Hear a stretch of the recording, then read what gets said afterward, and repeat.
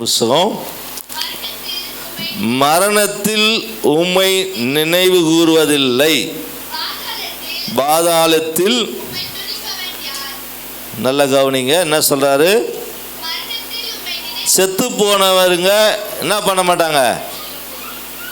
சொல்லுங்களேன் சத்தமா. செத்து போனவங்க யாருன்னா தூச்சுக்கிறாங்களா?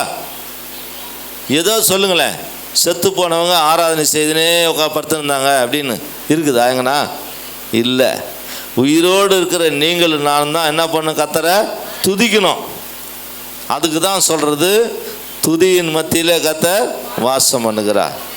துதிக்கிற இடத்துல தேவன் ஆசீர்வாதத்தை தருகிறார். அப்போது மரித்தவர்கள் கர்த்தரை ஆராதிக்க முடியாது. அப்போ அமைதியாக இருக்கிறோன்னா அப்போ நம்ம யாருங்க?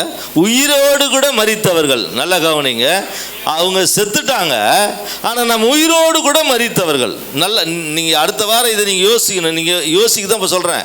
அடுத்த வாரம் நம்ம அந்த ஆராதனை செய்யும்போது நமக்குள்ள இந்த வார்த்தை வரணும். ஐயோ, நான் செத்துட்டேன்னா உயிராக்கிறேனா? உயிராக இருக்கிறதா இருந்தால் நான் துதிக்கணும்.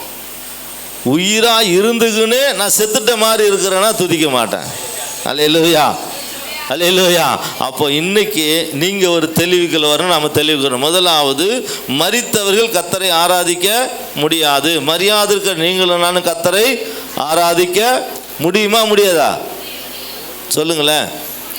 பின்னால் சத்தம் கேட்குதா தெரியல. ஆராதிக்க முடியுமாமா? ஆராதிக்கலாம்ல. மரித்தவர்கள் கர்த்தரை ஆராதிக்க முடியாது. அப்போ மரிக்காத இருக்கிற நீங்களான கர்த்தரை ஆராதிக்க முடியும். அப்போ ஆராதிக்கலைன்னா நான் மரித்தவன், நான் மரித்த சகோதரி, மரித்த சகோதரன். அதை ஞாபகம் வச்சுங்க. இரண்டாவது காரியம், முதல் ஆராதனை குறித்து. இன்னொரு காரியம் 5ஆம் அதிகாரம் 7ஆம் வசனம்.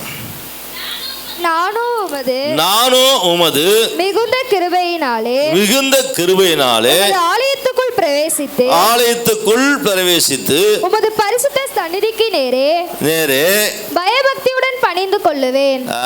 முதல் ஆராதிக்கணும். ரெண்டாவது, கர்த்தருடைய ஆலயத்துக்குள்ள வந்து எப்படி இருக்கணுமா? பயபக்தியோடு கூட கர்த்தரை என்ன பண்ணும்? துதிக்கணும், பணிந்து கொள்ளணும், துதிக்கணும், அவருடைய சமூகத்தில் வரணும். பயபக்தி இல்லாமல் வந்தோம்னா நம்ம வாழ்க்கையும் பயபக்தி இல்லாமல் தான் இருக்கும், குடும்பமும் பயபக்தி இல்லாமல் இருக்கும். மூன்றாவது காரியம், 6ஆம் அதிகாரம் 9ஆம் வசனம்.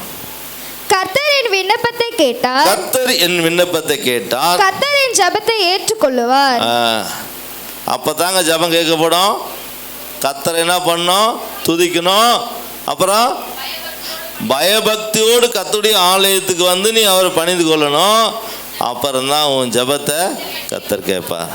இல்லைன்னா ஜெபம் கேட்கப்படாதுமா சகோதரியே, சகோதரனே. ஜெபம் கேட்கப்படாது. நீ வரலாம், போகலாம், ஆனால் நடமாடும் மரணம் இல்லை. அப்படிதானே சொல்லுது வசனம், நடமாடும் மரணம். மரித்த மரணம் வேற, நடமாடும் மரணம் வேற. கர்த்தரை ஆராதிக்காத இருக்கிற, விண்ணப்பத்தை கேட்கல, ஜெபம் நடக்கலை, கர்த்தருடைய ஆலயத்தில் வந்து தேவ பக்தியோடு கலந்து கொள்ளணும்னா நாம் நடமாடும் பிணம். புரியுதா? தயவு செய்து நம்ம என்னை மாற்றிக்கொள்ளும். கர்த்தர் நம்மோடு கூட இருப்பார். இப்போது நாம் கர்த்தருடைய வார்த்தைக்கு நேராக கடந்து போகிறோம். கர்த்தர் நம்மை நடத்தினார். கர்த்தர் நிச்சயமாக